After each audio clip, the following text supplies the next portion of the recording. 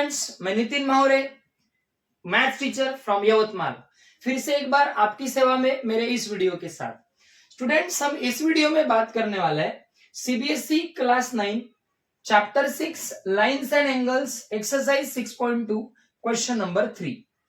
तो ये क्वेश्चन कहता है, यहाँ पे मैंने गिवन टू फाइंड और कंस्ट्रक्शन लिखा है और साथ में डायग्राम भी बनाई है जो क्वेश्चन में दी है। डायग्राम कंस्ट्रक्शन के साथ में है। यहाँ पे जो कंस्ट्रक्शन बनाया है वो ये है, जिस लाइन को मैं डॉट डॉट डॉट डॉट कर रहा हूं वो ये मेरा प्रोजेक्शन यानी कंस्ट्रक्शन है, कंसिडर करके चलिए।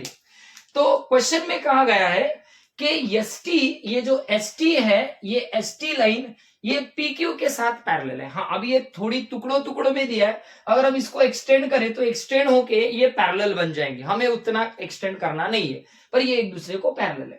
साथ में यहाँ पे जो पी क्यू आर है, यानी कि आप देख सकते हैं ये जो ए नाम का एंगल है हमारे आइडेंटिकल साइन के हिसाब से वो 110 है, और ये बी नाम का जो एंगल है वो 130 है। एक इंपॉर्टेंट बात बता दूं, ये प्रॉब्लम बहुत बार टीचर्स अपने बोर्ड के यानी कि अपने 9th स्टैंडर्ड के मेन एग्जाम में पूछते हैं, आइदर टर्म 1 में या फिर टर्म 2 में बहुत बार कुछ क्वेश्चन को पूछा गया है।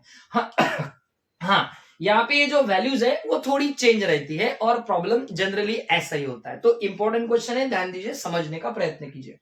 तो ये दोनों पैरेलल है, ये 110 है, 130 है, और बोला गया है एस आर क्यू यानी कि आइडेंटिकल साइन एक्स की वैल्यू ढूंढो। तो कंस्ट्रक्शन में एक हिंट भी दिया है या नहीं दिया हो तो आपको सिंपल क्या करना है, ए बी को पैरेलल प्रोड्यूस करना है यानी कंस्ट्रक्शन करना है। कंस्ट्रक्शन में एक कंडीशन हम अपने मन से अप्लाई कर सकते हैं, एक कंडीशन, एक से ज्यादा नहीं।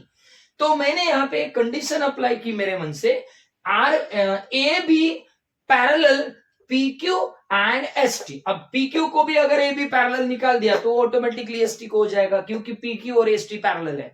पर मैंने वो ए बी आर पॉइंट से ड्रॉ किया है, यानी कंस्ट्रक्शन देख सकते हो, draw A B parallel P Q parallel S T through point R, बरोबर। अब पूछा क्या गया है, जैसे मैंने कहा x की वैल्यू हमको ढूंढना है। चलिए प्रॉब्लम को सॉल्व करते हैं और इजी तरीके से समझने का प्रयत्न करते हैं। मैं भी मेरे लेवल पे प्रयत्न करता हूं, आप समझ लीजिए प्लीज। चलिए देखते हैं।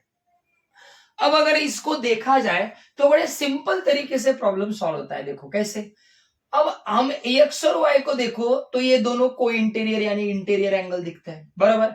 अब मैं इसको अगर थोड़ी देर मिटा दूं स्टूडेंट, तो आप थोड़ा सोचो कि सर सीधा सीधा z बन रहा है, सर सीधा सीधा z बन रहा है, ये देखो z, यानी कि अल्टरनेट एंगल बन रहा है। कौन बन रहा है अल्टरनेट एंगल? b नाम का एंगल ये x प्लस वाई के साथ क्या हो रहा है, अल्टरनेट। यानी हम यहां पे अल्टरनेट एंगल की टेस्ट लगा सकते, दिख रहा है ना आपको अल्टरनेट आइदर साइड वाला। तो यहां पे सीधा सीधा लग जाएगा बाय अल्टरनेट एंगल्स।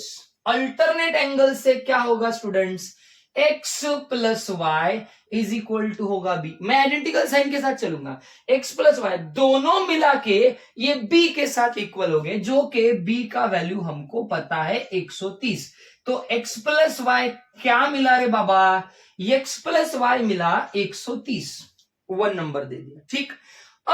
अब क्या करें, हमें x की वैल्यू ढूंढना है, y की पता नहीं, तो क्यों ना हम y की वैल्यू ढूंढे। तो y की वैल्यू ढूंढने के लिए ये 110 काम में आएगा। सोचो यहां पे ये 110 यानी कि a और ये y। अब थोड़ी देर इसको मिटा दो, इसको मिटा दो। अब ये दो एंगल देखो क्या दिख रहे हैं, इंटीरियर एंगल, जिसको हम को इंटीरियर भी कहते हैं। तो यहां पे लिखूंगा by interior angles. Interior angle से students a plus Y is equal to कितना, 180 होता है।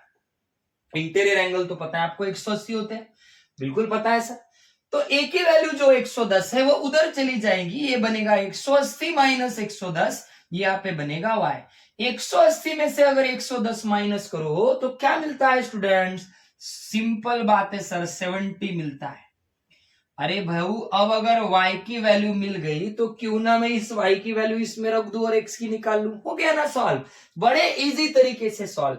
तो मैं बोलूंगा नाउ पुट 2 in 1, मतलब दो कंडीशन, सेकंड कंडीशन को फर्स्ट कंडीशन में रख दो, तो क्या होगा x प्लस क्या वैल्यू है y की 70 इज इक्वल टू कितना है 130। ये देखो x plus y equal to 130, x plus y equal to 130।